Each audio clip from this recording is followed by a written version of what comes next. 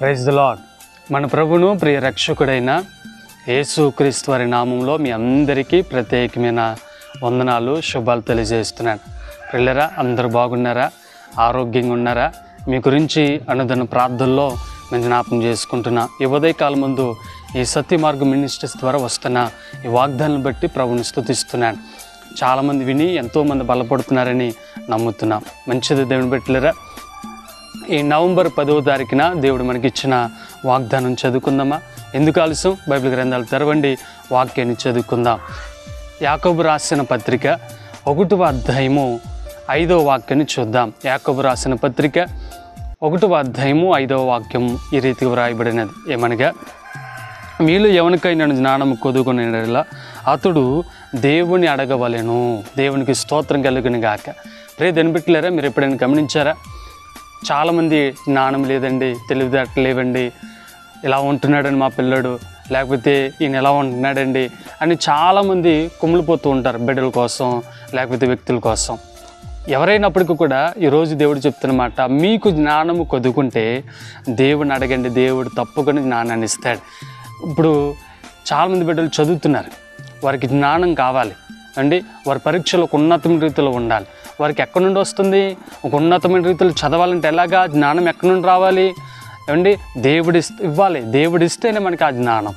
కాబట్టి మరి ఎవరిని అడగాలి? ఇప్పుడు దేవుడిని అడగండి. ప్రభువా, నాకు జ్ఞానాన్ని ఇవ్వండి, నేను మంచిగా చదవాలి, మంచిగా ఉండాలి, మంచిగా ఒక ఉన్నతమైన రీతిలో ఉండాలని దేవుడిని అడిగినప్పుడే దేవుడు తప్పనిసరిగా మనకి జ్ఞానాన్ని ఇస్తాడు.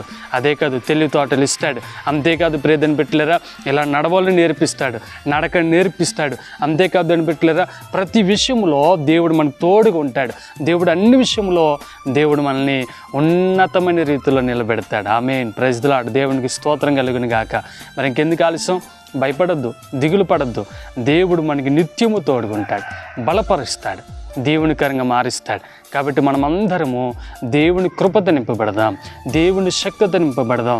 జ్ఞానాన్ని దేవుని దగ్గర నుండి పొందుకుందాం. జ్ఞానం అంటే సొలొమోను అంటాడు, నీకేం కావాలి అంటే నాకు జ్ఞానం కావాలి అన్నాడు.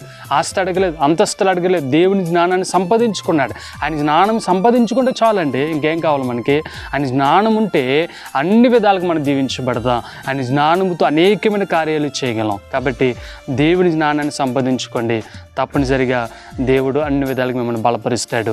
మీ బిడ్డల కొరకు, అనేకమైన బిడ్డల కొరకు ప్రార్థించండి, జ్ఞానాన్ని దేవుడు ఇస్తాడు. అటువంటి కృప, అటువంటి ధన్యత దేవుడు మనందరికీ అనుగ్రహించును గాక.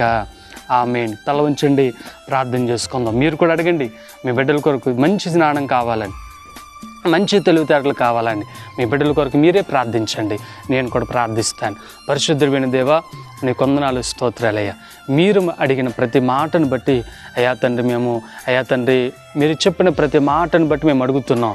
అయ్యా, జ్ఞానము కొదుకుంటే అయ్యా మిమ్మల్ని అడగమన్నారు. ఇదిగో అనేక మంది జ్ఞానము లేక అయ్యా తండ్రి అనేక రకాల నలుగుతున్న బిడ్డలు ఉన్నారు. మీరే జ్ఞానాన్ని దయచేయండి, మీరే కృపతో నింపండి, మీరే శక్తిని దయచేయండి. మంచి తెలివితేటలు, మంచి ఆలోచన ప్రతి ఒక్కరికి నేర్పించమని ప్రార్థన చేస్తున్నాను. ఎవరైతే ప్రభా ఈ వీడియో చూస్తున్న వారు అయ్యా తండ్రి, వారు ఒప్పుకుంటున్నారో, వారు అడుగుతున్నారో, అడిగిన ప్రతి విషయంలో వారికి దయచేయమని ప్రార్థిస్తున్నాను. కృపతో నింపండి, మంచి జ్ఞానాన్ని ప్రతి ఒక్కరికి మీరు దయచేయమని అయ్యా నీ కృపతో నింపమని ప్రార్థన చేస్తూ, వేడుకుంటూ, బ్రతిమాలుకుంటూ యేసు నామంలో అడుగుచున్నాము తండ్రి. ఆమేన్, ఆమేన్. దేవుడు మనందరినీ దీవించి ఆశీర్వదించును గాక. ఆమేన్. Praise the lord.